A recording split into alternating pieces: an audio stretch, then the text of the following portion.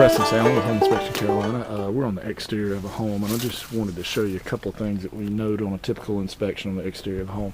First thing you notice on this house is, see these vents right here? They're called soffit vents. They give air that goes up into the attic and then goes out the ridge vent. But when they painted it, they covered up a bunch of them, so that's restricting the vent. So it's not getting as much ventilation as it should. Second thing we notice is, see how you've got flashing and a gutter over here? At some point this thing's been full and it's been overflowing, as you can see by the dark spot right there.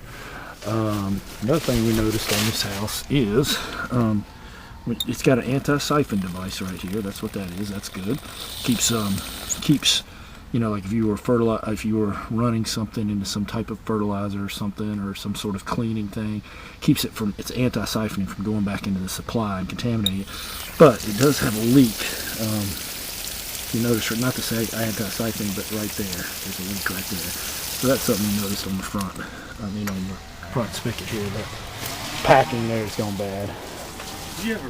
Next thing I noticed on this home inspection here is, see this ivy around the front door? That looks nice, and I know a lot of people have it.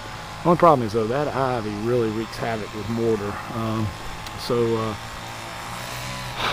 You know, from a home inspector's point of view, I would say cut it. I mean, I know from an aesthetic point of view, people love it, but that ivy can wreak havoc on walls and mortar.